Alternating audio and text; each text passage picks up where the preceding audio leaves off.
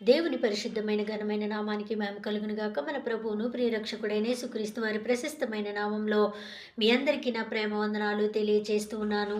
లెంటులోని 7వ దినము కొరకు ఏర్పాటు చేయబడిన పరిశుద్ధ లేఖన పాఠ్య భాగము మత్తయి సువార్త 21వ అధ్యాయము 37వ వచనము. తుదకు నా కుమారుని సన్మానించెదరనుకుని తన కుమారుని వారి యొద్దకు పంపెను. అయినను ఆ కాపులు కుమారుని చూచి ఇతడు వారసుడు, ఇతన్ని చంపి ఇతని స్వాస్థ్యము తీసుకుందాము రండని యోచన చేసినట్లుగా ఈ వాక్యము మనకి తెలియచేస్తూ ఉంది. మరి మనందరికీ తెలుసు, ఆ ద్రాక్ష తోట యజమాని మరి తన కాపులను మరి హ్మ్. ఆ గుత్తికిచ్చినటువంటి ఆ ద్రాక్ష తోట నిమిత్తమై వారి యొద్దకు తన దాసుల్ని మొదటిగా పంపించినట్లుగా మనం చూస్తాం. అయితే వారు వారిని నిర్లక్ష్యము చేసి పంపివేసినట్లుగా మనం చూస్తాం. అయితే చివరికి నా కుమారుడైతే మరి మాట వింటారేమో, నాకు ఒక్కగానే ఒక కుమారుడున్నాడు కదా, ఆయన్ని పంపిందామని పంపించినప్పుడు ఏకంగా ఆయన్ని మరి మరి చంపాలని వారు నిర్ణయించుకున్నట్లుగా మనం చూస్తాం. అవును, నిజమే. మరి తన ఏకైక కుమారుణ్ణి యెహోవా దేవుడు మనందరి కొరకు మరి ఈ భూలోకానికి పంపించినప్పుడు ఆయన్ని మరి అందరూ ముక్త కంఠముతో సిలువ వేయమని మరి ఈ లోకానికి వచ్చినటువంటి ఆ పరిశుద్ధ దేవుని మరి సిలువ వేసినట్లుగా మనందరము కూడా చూస్తాం. అవును.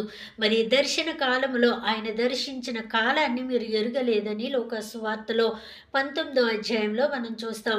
అలాగే యెహోవా మీకు దొరుకు కాలమందు ఆయన వేడుకొనండి, ఆయన మీ సమీపమందునుండగా ఆయన చెంత చేరండి అని యెషయా గ్రంథంలో మనం చూస్తాం. కీర్తనల గ్రంథంలో ఆయన మాట వింటే మీకు ఎంతో మేలు, ఆయన దగ్గరగా వెళ్ళండి అని మరి పాఠ్య భాగాలు మనందరితో కూడా మాట్లాడినప్పుడు మనం వాటిని నిర్లక్ష్య పెట్టే వారముగా ఉండకూడదు. మన ఆత్మీయ స్థితిని మరి నిర్లక్ష్యము అనేటువంటి మరి దానితో నింపుకోకూడదని మరి ఈ వాక్యము మనందరితో కూడా మాట్లాడుతుంది. దేవుడు మన జీవిత కాలంలో మనల్ని మరి ఏదో ఒక సమయంలో మరి కృప చూపడానికి ఆయన మనల్ని దర్శిస్తాడు. ఆ సమయము మనందరము కూడా ఎరిగి ఉండాలని పరిశుద్ధాత్మ దేవుడు కోరుకుంటూ ఉన్నాడు. ఒకతను మరి అనేక దినాలుగా నన్ను దర్శించు ప్రభువా, నేను కష్టంలో ఉన్నాను అని అనేక దినాలుగా ప్రార్థన చేస్తూ ఉంటే మరి ఆయన దర్శించడానికి తన సేవకుల్ని పంపించినప్పుడు, మీరు కాదయ్యా నాకు దేవుడు దిగి వస్తాడు అని చెప్పినట్లుగా మనం చూస్తాం. అలా కాదు, ఆయన వాక్కు ద్వారా మరి